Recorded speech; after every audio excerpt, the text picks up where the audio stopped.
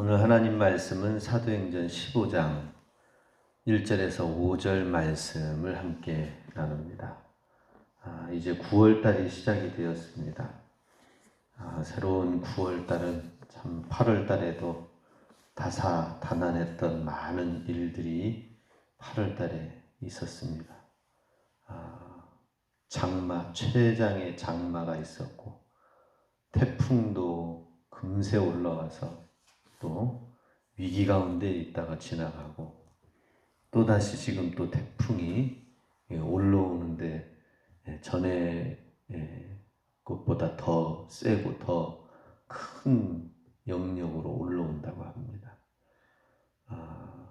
아무튼 비 피해도 많이 있었던 8월달, 또 휴가철임에도 불구하고 이상한 여름을 보내고 또 코로나로 인하여서 점점 더 확진되어져 가면서 교회적으로는 더 힘들고 어려운 시기에 놓여져 있는 8월을 보냈습니다. 이제 9월달 우리는 불기둥 구름기둥 인도하시는 하나님의 손길을 따라 기도하면서 성령님 의지하면서 한 걸음 한 걸음 나아가는 것 외에는 우리는 앞길을 알 수가 없습니다. 정말 광야와 같은 세상을 우리가 살고 있다 하는 것입니다.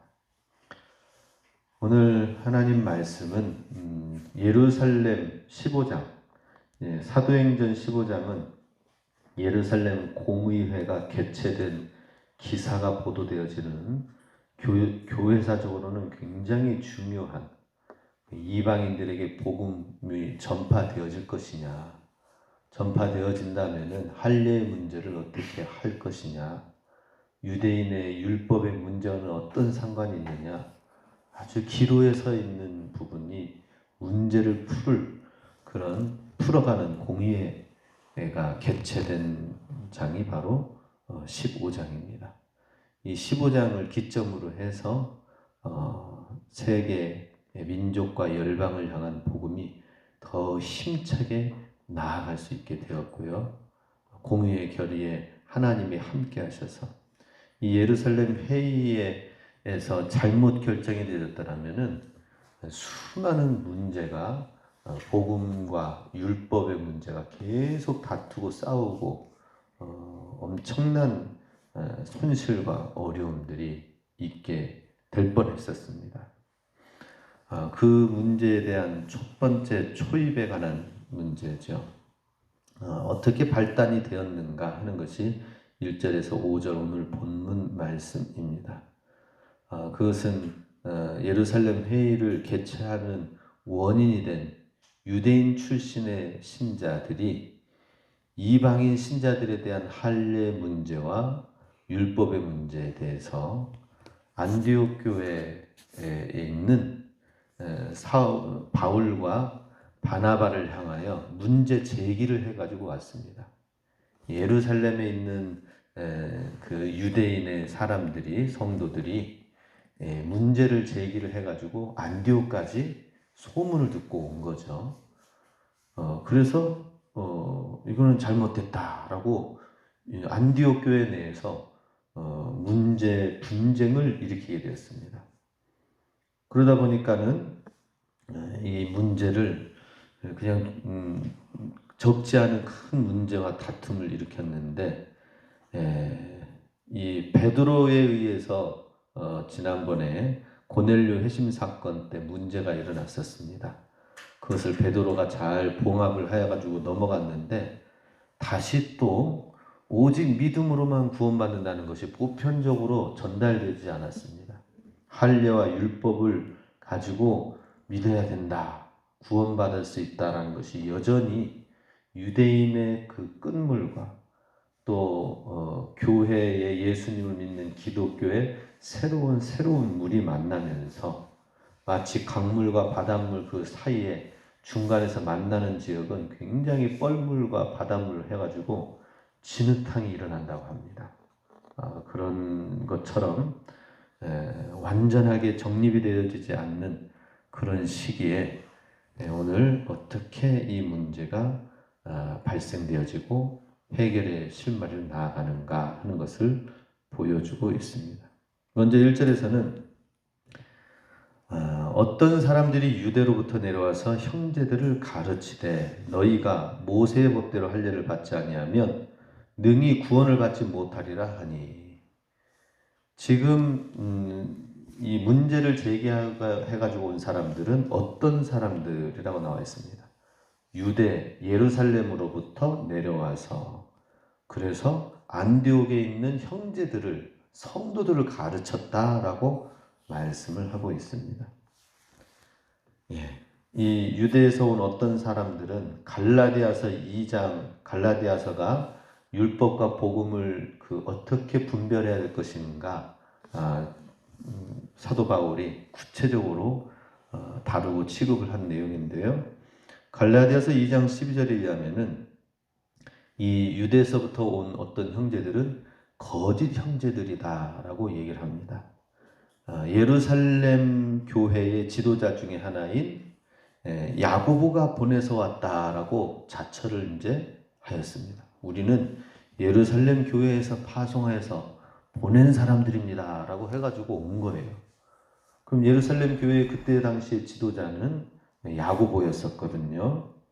그런데 이 지도자가 예루살렘의 이 지도자들이 보내지도 않았는데 보냈다고 스스로 자처하면서 거짓말을 해가지고 온 가만히 들어온 거짓 형제들이다라고 갈라디아서 2장 4절에서는 얘기하고 있습니다.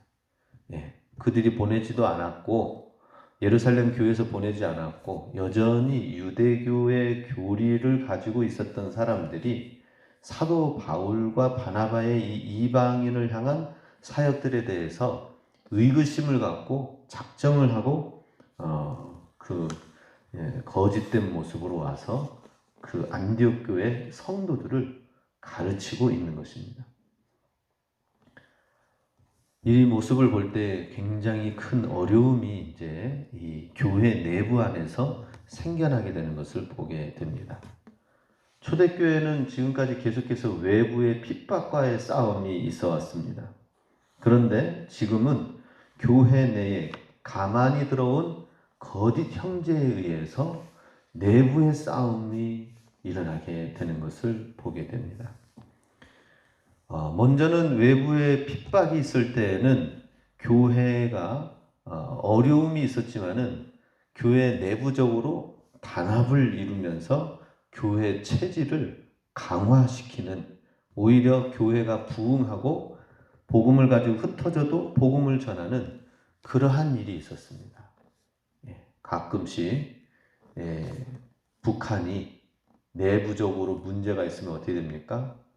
외부적으로 이 전쟁을 일으키려고 하고, 그래서 미군이 쳐들어온다, 남북 그 상황이 안 좋다 해가지고 내부 단속을 시키기 위해서 미사일 한 번씩 터뜨리고 간첩을 내보내고 그렇습니다. 그렇게 외부적인 핍박은 오히려 초대교회에 강한 결속력을 갖게 하는 오히려 부흥의 시간들이 있었다면 초반부에, 지금은 이제 교회 내부에서 진리를 혼잡하게 하는 거짓 형제들이 와서 교회를 어지럽히고 무너뜨리고 멸망시키려고 하는 그러한 모습이 있는 것을 보게 됩니다.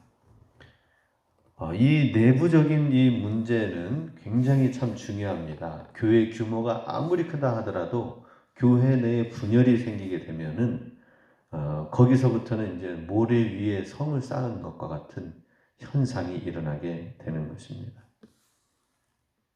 그래서 우리 내부적으로 광명의 천사로 들어와서 에덴 동산에 침입하여 뱀을 통하여 침입하였죠, 사단은. 그러면서 거짓으로 아담과 하와를 속여서 타락하게 하였습니다. 그 사단의 하수인인 거짓 형제들이 또 교회에 와서 교회의 진리의 복음을 혼잡하게 하였다는 것입니다. 실제로 지금 이것은 시작에 불과하고요, 교회사 초기에 영지주의자 그리고 또 신비주의자들, 혹은 성경을 구약 성경만 인정을 하고 구약 성경 가운데서도 또 어떤 이상한 거는 뺀다 해가지고는 몇몇 가지만 인정했습니다. 또 초대교회 이제 성경책이 신약 성경이 쫙 해가지고 27권이 3, 9, 27, 66권이죠. 27권이 형성되어지기까지는 쉽지 않은 어려움이 있었습니다. 나중에는 300년대에 얌리아 회의 때에 대해서 성경이 27권으로 정립이 되어졌지만은 야고보서는 지푸라기 신앙이다. 혹은 그 뭐 루터 때 얘기한 것이지만 복음이 아니다 해가지고 성경을 인정하지 아니한 그러한 많은 초대교회에 이단들이 많이 있었습니다. 이것이 성경이냐 아니냐 딱 정해진 것이 아니라 27권으로 정해지기까지는 많은 어려움이 있었습니다. 그리고 구약의 하나님은 하나님이 아니야. 심판의 하나님이기 때문에. 그러니 신약의 하나님만 믿는다 하는 그러한 사람들도 있었습니다. 오늘날 여호와 증인 가운데 있는 그 삼위일체 신을 믿지 않는 여호와 증인들이나 이단들이 있죠. 그거는 이미 오래전부터 이 초대교회 때부터 이미 아리우스파가 주장한 내용을 나중에 이제 다시 또 주장해가지고 이단이 나온 경우가 되겠습니다. 삼위일체 하나님이 계시지만 초창기 때부터 계속해서 어떻게 하나님이 세 분이 되시냐. 유일하신 하나님이신데 참 받아들이기가 어려운 문제죠. 그죠? 그런데 예수님과 성령님 이것에 대한 개념이 유대인들에게는 없었던 거죠. 그러니 그것이 정착하기까지도 정립이 되기까지도 어려움이 있었습니다. 이단들이 상당히 많이 있는데요. 오늘날에는 그 기초적인 문제가 아니라 동일한 성경책 똑같이 보지만은 그 성경책을 어떻게 해석을 하느냐에 따라서 신천지로 나아가느냐, 구원파로 나아가느냐, 안식교로 나아가느냐 정말 미혹되는 경우가 많이 있는 것을 보게 됩니다. 그래서 우리는 교회 내에 있는 진리 위에 바르게 세워져 있지 않으면은 수많은 잘못된 가르침들이 빛의 광명의 천사처럼 와서 이야기를 한다 하는 것입니다. 그리고 거짓 형제들이 와가지고 예루살렘 교회 지도자 중에 하나인 야고보에게서 왔다, 보내서 왔다라고 하면서 야고보의 이름을 드러낸 거예요. 그러면서 야고보와 바울과 바나바 사이에 서로 이야기가 맞지 않는 것처럼 되어지는 형국이 된 거죠. 그러니 지도자들 간에도 서로 불신 가운데 서로 인정하지 않는 그런 모양이 된 것입니다. 근데 사실 야고보를 빙자한 것이지 야고보가 보낸 것이 아닌 거짓 형제들이었습니다. 거짓말 해가지고 들어오니까 야고보와 바울과 바나바 목회자들 간에도 신뢰하지 못하게 하는 일들이 생겨나게 했을 뿐만 아니라 이 거짓의 사람들은 또 안디옥 교회에 와가지고 거기에 있는 형제들을 가르쳤다고 그랬잖아요. 와가지고 목회자인 바울과 바나바에게 와가지고 이거 이렇게 돼야 되는 거 아닙니까 하면서 얘기할 수는 있잖아요. 그러면은 이거는 베드로가 고넬료 사건을 통해서 이미 봉합이 되어진 거기 때문에 이것을 잘 받아들이도록 하십시오 해가지고 설득하고 얘기하는 과정을 가지면 됩니다. 근데 그런 과정을 갖지 아니하고 어떻게 했습니까? 형제들이 가서 지금 예루살렘 교회 야고보 지도자 본 초대교회 모교에서는 지금 이 상황을 가지고 할례를 받고 율법을 지켜가지고 구원을 얻어야 되는데 이건 싹 빼버리고 오직 믿음이다라고 하니까 이건 거짓된 잘못된 믿음, 신종 믿음이다라고 하면서 얘기를 하면 어떻게 되겠습니까? 거기에 성도들이 넘어가지요. 본 모교에서 이렇다고 하니까. 그런 상황이 된다면 어떻게 될까요? 안디옥 교회 내에 목회자인 바나바와 바울은 그렇게 얘기하지 않는데 모교에서는 이렇게 얘기한다고 들으니까 성도들이 술렁술렁 거리는 거예요. 야, 우리 지금 잘못된 가르침 가운데 간을 세워져 가고 있는 거 아닌가? 지금 안디옥 교회는 지금 수천 명이 거기 성도가 있는 거예요. 3천 명 이상의 성도들이 있습니다. 그 안에서 소문 한번 돌아보시기 바랍니다. 어떨까요? 아, 바울과 바나바는 지금 본 모교인 야고보와 이 예루살렘 교회의 가르침과는 위배되어지는, 우리가 딱 들어봐도 그렇지 않느냐 얘기가 나오는 거예요. 그죠? 예. 할례와 율법이 지금까지 되어져 왔는데 이 새로운 것은 무엇이냐라고 하는 생각이 들어가기 시작하면은 이제 이간질이, 목회자와 성도들 간에 이간질 역할을 하는 것이 사단의 방법이다라고 하는 것입니다. 거짓된 소문과 가르침이 생겨나게 되어진 것이죠. 만약에 이런 문제들이 있을 때에 다 사랑으로 이해하고, 그리고 또 그냥 무조건 믿어주고, 그리고 용서하는 것만이 능사다라고 한다면은 이 문제는 점점 더 커지는 것입니다.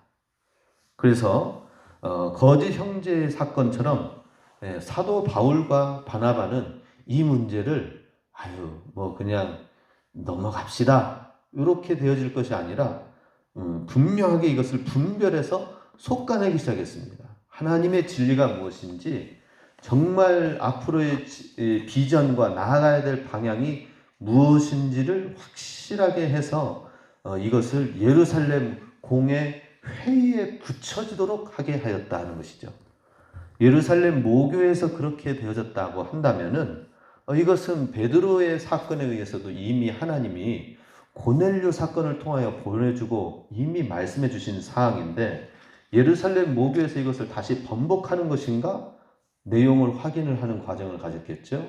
그리고 이 부분이 아직도 여전히 얘기가 되어져서 지금 유대 또 다른 사람들에 의해서 성도들 간의 얘기가 되어지니까 이거는 분명하게 공식적으로 해나가도록 해야 되겠습니다 해서 예루살렘 회의를 개최하는 계기가 되었습니다. 만약에 이런 것이 안 되었다면 계속해서 분별 없이 분란과 소문과 이간의 역사가 있게 된다는 것입니다.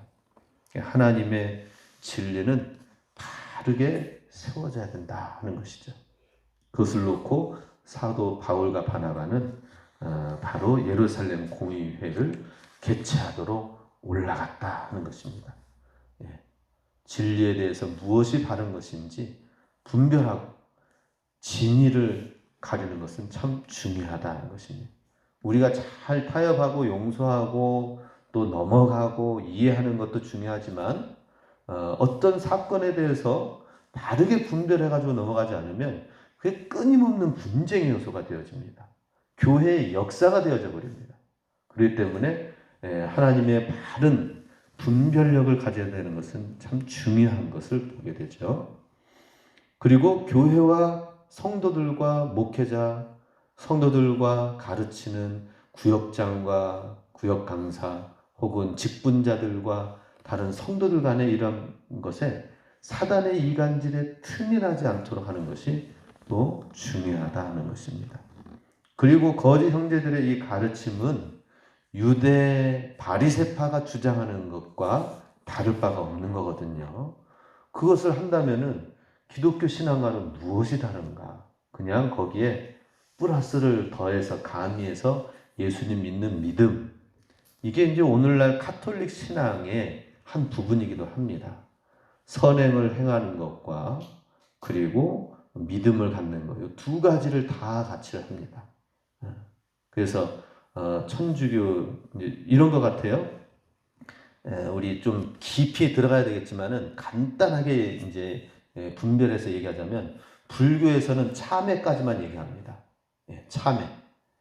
참회를 하라고 해서 참선 명상을 해가지고 자기 자신을 돌아보고 이 세상이 얼마나 고해바다인지 108번뇌의 세상 속에서 이제 8정도를 얘기를 합니다. 잘 생각하고 잘 먹고 잘 가지고 잘 분별하고 이렇게 해가지고 그렇게 해나가라고 합니다.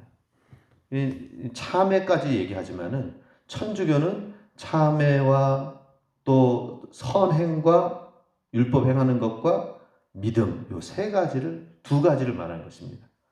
선행을 행하는, 율법을 행하는 것과 또 믿음까지 가져야 된다라고 이야기를 합니다.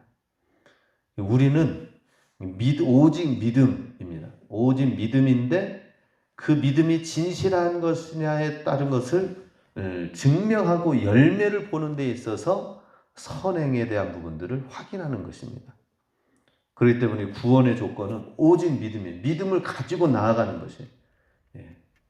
다 비슷한 것 같지만은 다릅니다. 그래서 이 거짓 형제들은 유대 바리새파 주장을 그대로 가지고 있다. 유대로부터 온 안디옥에 온 사람들이 예수님을 믿는다고 하지만은 사실은 뭐예요? 그들의 의식과 지금 말하는 것은 예전에 구약 유대교 신앙을 그대로 가지고 있으면서 그 습성과 그 가치관 바뀌지 않는 가운데서 그대로 가지고 와서 탈피하지 않는 모습이다는 것입니다. 우리 성도가 신앙생활을 하면서 하나님 안에서 기독교의 말씀으로 새롭게 바뀌어지지 않으면 버려지지 않는 옛 습성과 옛 가치관, 옛 가르침 안에 있다면 복음의 본질을 왜곡하면서 생활할 수밖에 없다는 것입니다. 바로 지금 이 유대인의 거짓 형제들이 바로 그런 모습입니다. 어떻게 보면 굉장히 강력한 거예요. 이전에 가르쳤던 유대인의 가르침, 할례, 전통 이것을 얘기하는 듯 하지만은 사실은 새 술은 새 부대에 담아야 되는 하나님의 새로운 그리스도인의 말씀 안에 가치관과 기준이 달라진 이 사건을 모른다는 것입니다. 이걸 우리에게 접목하자면은 우리가 성경책만 가지고 다닌다고 해서 교회 나온다고 해서 되는 것이 아니라 세상과 과거에 속한 것들을 잘 분별해서 버리고 하나님의 것이 그리스도의 사람, 안디옥 교회를 갖다가 그리스도인이라고 하였죠. 그리스도인이다라고 하는 것은 무엇입니까? 예수의 사람이 되었다. 예수의 사람으로 새로운 삶의 패턴으로 바뀌어져 나아가는 사람들이라고 하는 것이죠. 우리가 그렇게 새로운 삶의 패턴으로 만들어 나가지 않으면 우리가 새로운 삶의 그리스도인으로 살아갈 수가 없다는 것입니다. 그렇기 때문에 참 거짓 유대 형제들은 도대체 어떤 놈들이냐라고 얘기할 수도 있겠지만은 사실은 예수 그리스도 안에서 말씀으로 변화되어지지 않으면은 유대에 변화되어지지 않는 전통을 갖고 있는 그 안에 묶여져 있는 과거의 옛사람의 모습이 바로 거짓 유대인들의 모습이다 하는 것입니다. 이 일을 위해서 2절에서는 이제 어떤 결단을 내립니까? 2절 말씀 바울 및 바나바와 그들 사이에 적지 아니한 다툼과 변론이 일어난지라 형제들이 이 문제에 대하여 바울과 바나바 및 그 중에 몇 사람을 예루살렘에 있는 사도와 장로들에게 보내기로 작정하니라. 소환되어지고 소송되어졌어요. 그래가지고 그래 가자 부딪히자 이거 결판 내야 된다 해가지고 또 갑니다. 이렇게 해서 복음의 진리를 수호하는 데에 양보와 타협을 하지 아니하고 엄청난 변론과 참 쉽지 않은 어려움이 있었습니다. 기존에 있었던 강력한 할례와 율법을 행하는 것을 이게 잘못되고 이제는 바뀌어졌습니다. 새로운 시대입니다. 새로운 포도주입니다. 예수님의 새로운 가르침과 바리새인과의 그 부딪히는 그 복음서의 이야기를 성경책을 지금 붙들고 있지 않으니까 참 안타까운 문제죠. 그렇지만은 문제가 있는 곳에 답도 있는 것을 보게 됩니다. 예루살렘 교회로 가서 그 해결을 최선의 해결을 위해서 가서 의논을 하고 결국에는 예루살렘의 회의는 어떻게 됐습니까? 성령님께서 이끌어 주셔서 이방인들에게 구원을 베푸는 데 있어서 우리 모두가 다 할례를 베풀지 말고 율법 가운데 있지 말고 그대로 믿음으로 오직 구원받는다. 이 내용의 구체적인 내용은 갈라디아서 말씀을 읽어보시면은 거기에 아주 사도 바울이 내가 예수 그리스도와 함께 십자가에 못 박혔나니, 이 말씀 갈라디아서 2장 20절 말씀 있죠?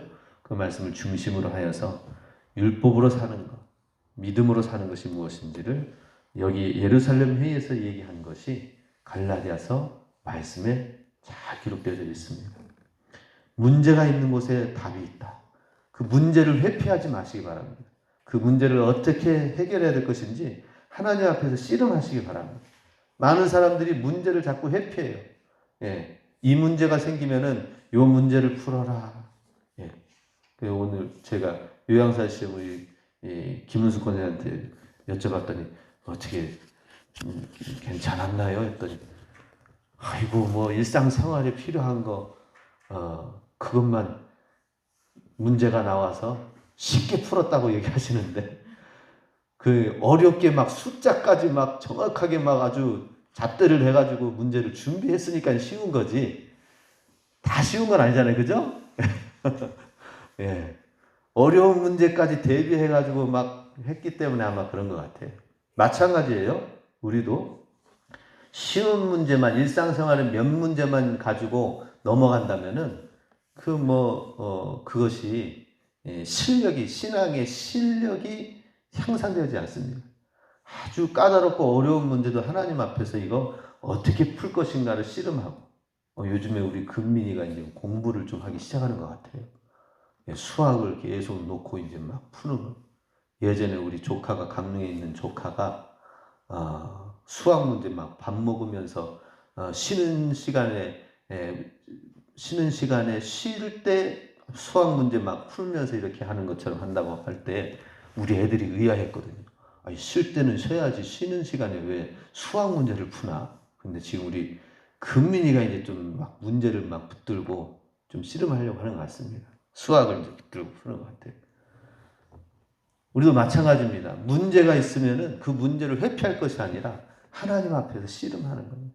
하나님 앞에서 기도하는 것입니다. 문제가 있는 곳에 답이 있다. 우리 8월 달에도 이제 지나갔습니다. 9월 달 하나님이 새로운 달을 허락하실 때에 쉬운 것만, 편안한 것만 우리가 붙들고 나갈 것이 아니라 하나님 이런 경우에는 어떻게 믿음으로 해결해야 될까요? 하나님 이런 경우에서는 이 문제를 하나님 어떻게 풀어나가야 될까요? 하나님과 앞에서 약복강에 야곱이 씨름하였던 것처럼 하나님 내가 다시 오랫동안 떨어져서 있었던 에서와의 형과의 이 만남을 만나지 않고는 안 될까요? 밤새 씨름하면서 나갔을 때 이스라엘이라는 이름을 가지며 받았던 것처럼 우리도 9월달 우리 믿음의 승리하는 달, 믿음의 전진하는 달, 그리고 분별하여 나아가는 달, 또 하나님 안에서 교회가 평안하여 든든히 세워져가는 달로 우리 나아갈 때 하나님이 귀한 승리와 성숙과 하나님 앞에서의 참 신앙의 기쁨을 우리가 갖게 될 것입니다. 우리 승리하는 9월달이 되시길 주의 이름으로 축복합니다. 아멘. 기도하겠습니다.